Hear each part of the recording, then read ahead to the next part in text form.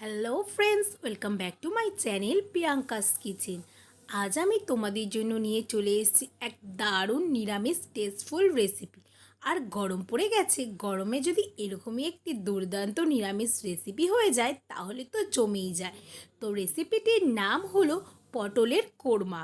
তো এত tasteful recipe আমি কি করে বানিয়েছি সেটি এখন তোমাদের সাথে শেয়ার করব। চলো বন্ধুরা, স্কিপ না করে দেখতে থাকো আমি রেসিপিটি কেমন করে বানাই। আর যারা যারা চ্যানেলে নতুন, চ্যানেলটা এখনও সাবস্ক্রাইব করনি, জলদি চ্যানেলে গিয়ে চ্যানেলটা সাবস্ক্রাইব করে দিও। চলো বন্ধুরা, রেসিপিতে যাওয়া যাক। এখানে পটল নিয়ে নিয়েছি, এখানে 10 থেকে 15টা পটল নিয়ে নিয়েছি দেখো বন্ধুরা।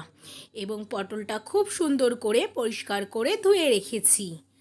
আর এরকমই যদি টেস্টি একটি পটলের রেসিপি হয় তাহলে তো আমরা মাছ মাংসকে ভুলেই যাই। আর আমরা অনেকেই অনেক রকমের পটলের রেসিপি খেয়েছি, কিন্তু হয়তো অনেকে এরকম টাইপের রেসিপি খায়নি। চলো বন্ধুরা, দেখতে থাকো।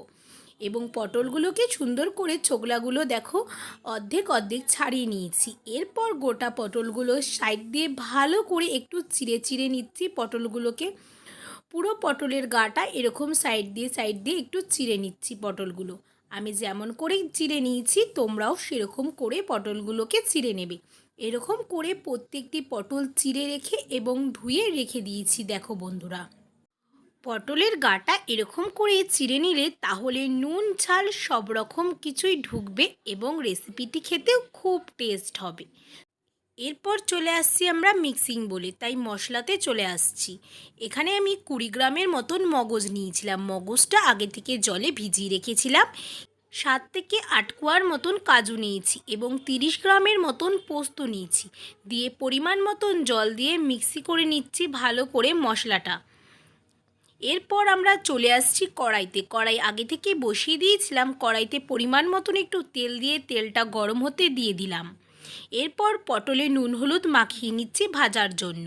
এখানে 1 চামচের মতন নুন দিয়েছি এবং ছোট চামচের 1 থেকে 1.5 চামচের মতন হলুদ নিয়েছি। নুন হলুদ ভালো করে পটলে মাখিয়ে নিয়েছি। আর এখানে চলে আসছি আমরা তেলে। তেলটাও গরম হয়ে গেছে খুব সুন্দর করে। এরপর নুন হলুদ মাখিয়ে রাখা পটলগুলো ভেজে নিচ্ছি দেখো বন্ধুরা। পটলগুলো কিন্তু একদমই গোটা পটল, দেখতে পাচ্ছ তোমরা বন্ধুরা। এরপর পটলগুলো গ্যাসের flame high to medium flame করে পটলগুলোকে খুব সুন্দর করে প্রথমে ভেজে নেব। আমি যেমন করে পটলগুলোকে ভেজে নিচ্ছি তোমরাও সেরকম করে পটলগুলোকে একটু লাল লাল করে ভেজে নেবে। দেখো বন্ধুরা, লাল লাল খুব সুন্দর করে ভাজা ভাজা হয়ে এসছে। এরপর পটলগুলোকে একটি সার্ভিং বলেই নামিয়ে নিচ্ছি ভেজে রাখা পটলগুলোকে।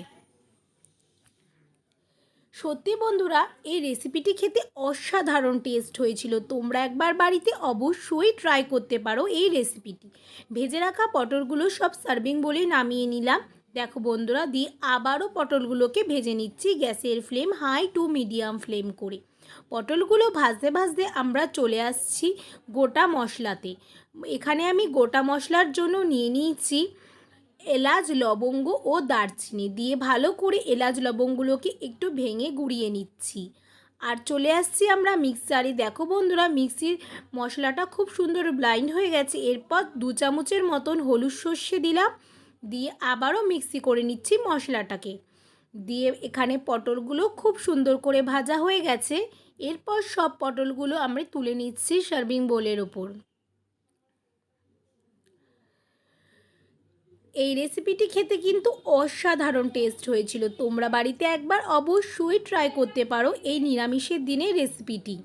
দেখো বন্ধুরা, সব পটলগুলো খুব সুন্দর করে লাল লাল করে ভেজে তুলে নিয়েছি। এরপর কড়াইতে চলে আসছি আমরা। কড়াই তেল দেওয়া হয়ে গেছে, তেলটা গরম হয়ে গেছে। এরপর থেতো করে রাখা গোটা গরম মশলাটা দিয়ে দিলাম। গোটা গরম মশলা দিয়ে গরম মশলাটাকে একটু ভেজে নিলাম 1 মিনিটের মতন গ্যাসের ফ্লেম লো ফ্লেম করে। এরপর ছোট চামচের 1 চামচের মতন হলুদটাকে প্রথমে দিয়ে দিলাম তেলে। হলুদটা ভেজে নিলে হলুদের যে কাঁচা গন্ধ সেটি ছাড়বে না। এরপর যে মশলাটা করেছিলাম সেই মশলাটা দিয়ে দিলাম, পোস্ত, সর্ষে এবং যে কাজুর মশলাটা। সেই মশলা দিয়ে গ্যাসের ফ্লেম লো ফ্লেম করে মশলাটাকে ভালো করে কষিয়ে নিচ্ছি 3 থেকে 4 মিনিট। 3 থেকে 4 মিনিট পর এখানে ছোটো চামচের 1 থেকে 1.5 চামচের মতন লঙ্কার গুঁড়ো দিয়েছি, ঝাল লঙ্কার গুঁড়ো। আর দিচ্ছি 1 থেকে 1.5 চামচের মতন নুন। তোমরা স্বাদ বুঝে নুনটা ব্যবহার করবে। দিয়ে ভালো করে কষিয়ে নিয়ে পরিমাণ মতন জল দিয়ে আবারও মশলাটাকে কষিয়ে নিচ্ছি। যতক্ষণ না মশলাটা দিয়ে তেল ছাড়বে ততক্ষণই মশলাটাকে এরকম করে গ্যাসের ফ্লেম লো ফ্লেম করে মশলাটা কষিয়ে নেব। দেখো বন্ধুরা, মশলাটা খুব সুন্দর করে কষানো হয়ে এসছে। এরপর পরিমাণ মতন জল দিয়ে দিলাম।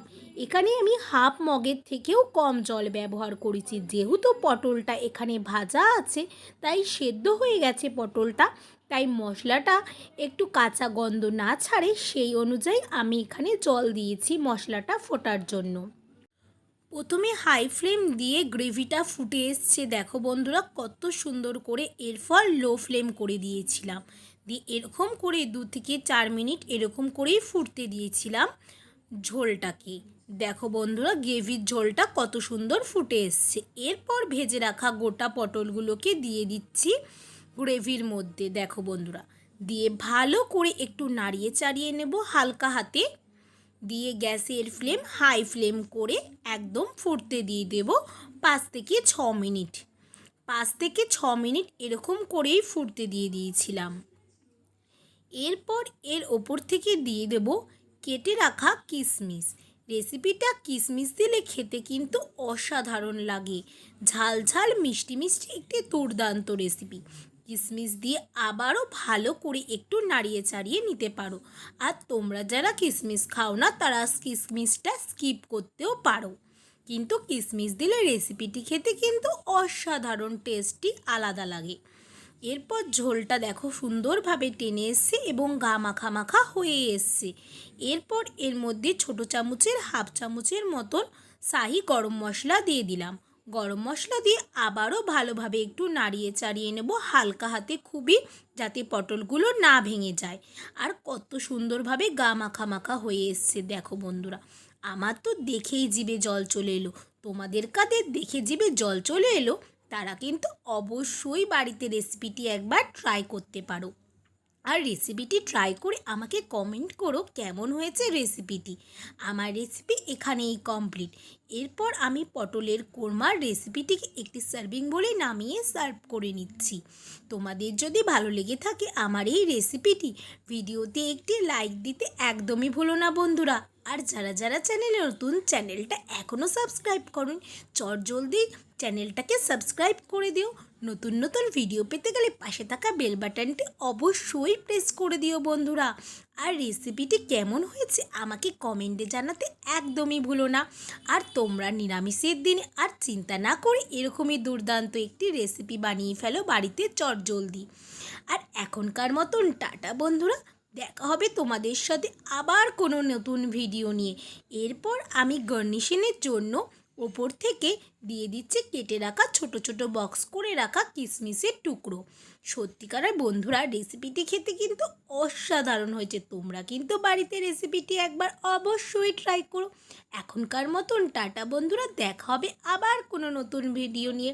ওকে, বাই বাই ফ্রেন্ডস।